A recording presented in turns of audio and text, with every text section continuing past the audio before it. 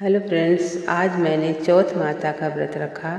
मैंने विधि विधान से चौथ माता की पूजा की। मैं अपने छत पर चौथ माता का आसन लगाया, चौकी सजाई और कलश रखा। और अब आप देख सकते हैं मैंने कलश को स्नान करवाया, धरती माता को मैंने स्नान करवाया और गौरी गणेश को मैंने स्नान करवाया। अब मैं उनको फूल समर्पित कर रही हूँ और अब सिंदूर भी मैंने लगाया, चंदन भी लगाया। गौरी गणेश की हमारे यहाँ पूजा होती है तो हमने गौरी गणेश की पूजा की और कलश की भी हमने पूजा की। तो उस पर हमने दीपक लगाया, दीपक जलाया और अपने मांग में भी गौरी माता को सिंदूर चढ़ाया और शकरकंद की पूजा की, तिल की पूजा की।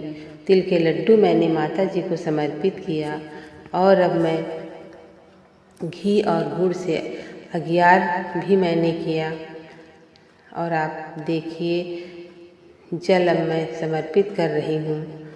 अब घी और गुड़ से हवन हमने किया और घी और गुड़ माता जी को भोग लगाया, तिल का भोग लगाया, शकरकंद का भोग लगाया और तिल और गुड़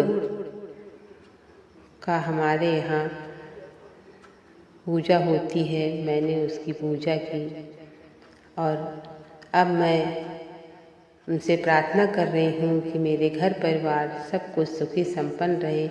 माता जी आप अपनी कृपा हम लोगों के ऊपर बरसाती रहें।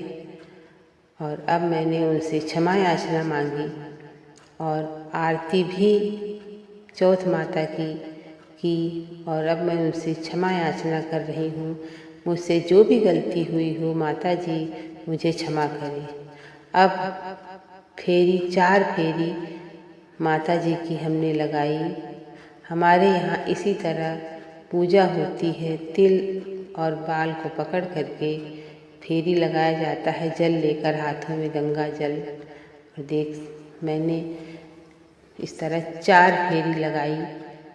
आज चौथ है इसलिए 4 फेरी लगाई जाती है। और मैंने उनसे क्षमा प्रार्थना की, उनके पैर पड़े और इस प्रकार मेरी पूजा संपन्न हुई। अब मैं चंद्रमा को देख करके उनको मैं अर्घ दे रही हूँ और इस प्रकार चंद्रमा को हमने अर्घ दिया और अब उनको मैंने प्रणाम किया और इस प्रकार मेरी पूजा संपन्न हुई।